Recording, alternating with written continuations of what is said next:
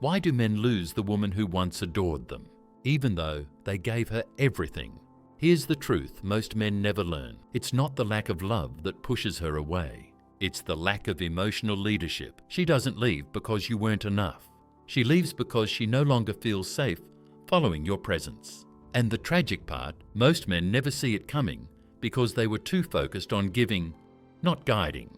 Carl Jung once said, "People will do anything, no matter how absurd, to avoid facing their own soul." And when a man avoids his own strength, his clarity, his direction, she feels it, and slowly she detaches. Right now, you might be trying to love her better, when what she needs is for you to stand firmer, not with control but with emotional clarity, calm power, and quiet purpose. If you're ready to stop being the man who loses her unknowingly, like this video, subscribe, turn on notifications, and comment. I lead with presence, not pressure. Number 1. When her eyes wander, but her ring still shines. Why some married women seek outside attention. What do you do when her smile still shines in the room, but it no longer shines for you? Sometimes, it isn't the grand betrayal that wounds the deepest. It's the slow withdrawal of attention, the quiet drift of her interest towards somewhere or someone beyond your reach, a shift in her gaze, a new softness in her voice, not for you, but for someone she met at work, online, or even just in passing. You ask a question, and her pause is a little too long.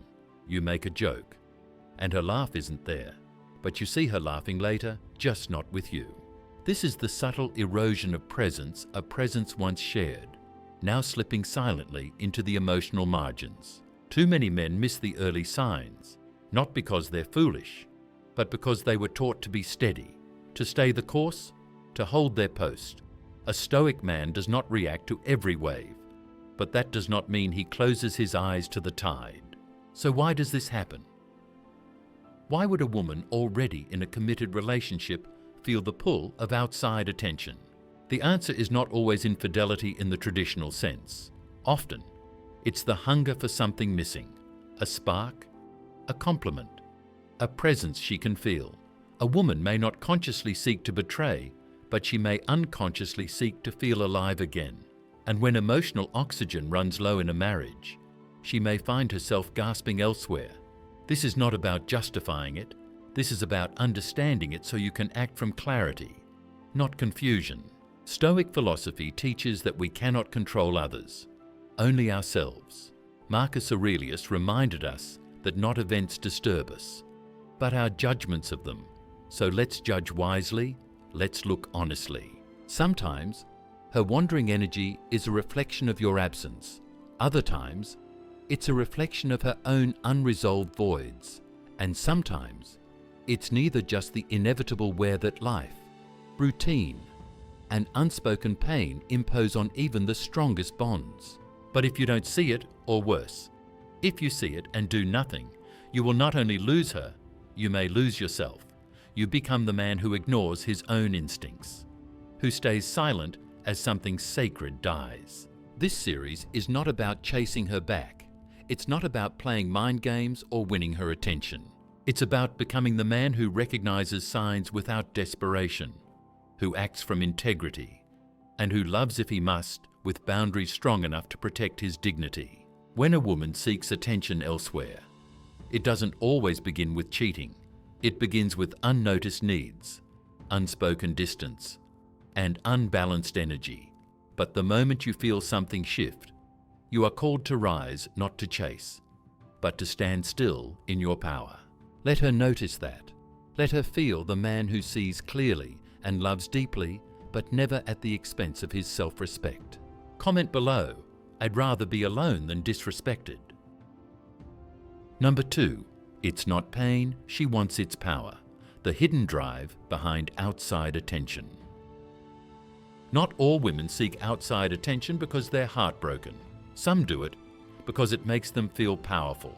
This might seem paradoxical at first. After all, we're taught that emotional betrayal is rooted in lack of love, lack of connection, lack of fulfillment.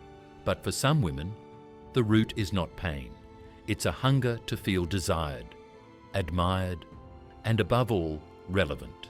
When a woman receives attention from another man, and she knows she's married, there's a hidden currency in that gaze. It tells her, you still have it. It whispers, you're still the one men would chase, and whether she acts on it or not, the rush is real. She doesn't feel tired, overworked, or invisible in those moments. She feels powerful. But power like that doesn't sustain a relationship. It tests it. The marriage becomes a silent competition when this game becomes a pattern. You, the husband, go from being her partner to being her audience, or worse, her adversary. And if you're unaware, you may spend your days trying to win her back from a world she's daring you to compete with, not because she wants you to win, but because she wants to feel irreplaceable. This isn't evil. It's psychological. It's what happens when inner self-worth fades and is replaced by performance-based value. She begins to draw strength not from character, but from confirmation. The number of likes, the compliments, the male gaze, these become proof that she matters. And the moment that kind of external currency fuels a relationship, no amount of love will ever be enough. Not yours, not anyone's. So how does a Stoic man respond? First, by refusing to be her mirror. You are not here to reflect her vanity. You are not here to feed her ego. You are here to build a relationship of equals, where admiration is mutual, not manipulated. Second, by holding frame. If your partner constantly needs outside validation, you don't punish her, but you also don't enable her. You speak the truth with calm clarity. If your sense of value depends on attention from others, this is not love, it's performance. Third, you walk with purpose, not to threaten, not to make her jealous, but to remind yourself that your value doesn't shrink just because someone forgets to acknowledge it. A woman who seeks power through male attention isn't inherently toxic. She's wounded, but wounds don't permit to disrespect. And you, as a Stoic man, are not required to endure manipulation in the name of love, real power. The Stoic kind doesn't need applause. It radiates from within. And when you live from that place, any woman who truly loves you will not want to compete with the world. She'll want to protect what you both build together. Comment below. My worth isn't up for negotiation. Number 3. The secret rush of the forbidden, when attention becomes a hidden drug. Not all attention is innocent, and not all betrayal begins with heartbreak. Some begin with boredom. A certain thrill lives in the shadows, a tension that arises not from love, but from the adrenaline of doing something just close enough to danger. Some married women, even those in stable relationships, chase this thrill not because they want to destroy their marriage, but because they want to feel alive again. It starts with small things, a provocative caption on social media, a private message that lingers too long, a conversation that blurs the lines between charm and flirtation. On the surface, these actions are harmless, but beneath them is an emotional high. Look, I still have it. Look how many men would still choose me. This is not about love. It's about feeling something, anything in a relationship that may have become too safe, predictable, or quiet. And here's the paradox. She doesn't want to leave. She wants to feel. But instead of turning to her partner and saying, "We've grown distant," she turns to the outside world and says, "Notice me." This is the silent erosion of intimacy. You won't always catch it in words, it lives in energy. She glows when a stranger compliments her, but shrinks when you do. In the secrecy of passwords, in the sudden flurry of online interactions, she may not be cheating, but the emotional fidelity is already leaking. A Stoic man does not panic here. He does not accuse without proof or stay silent out of fear. He observes, he trusts his intuition, and when the patterns persist, he speaks not from rage, but from resolve. You say, if excitement only comes from what's forbidden, then our relationship is no longer where your heart lives. The Stoic response is not control, it's clarity. If she seeks aliveness through the gaze of strangers, let her go, not out of bitterness, but because you refuse to become a spectator in your own relationship. Real love does not need adrenaline to survive. It needs presence, shared risk, shared mystery. You can reignite passion without crossing boundaries, but only if both partners are willing to build, not escape. If she craves thrill, offer adventure. If she seeks attention, offer intimacy.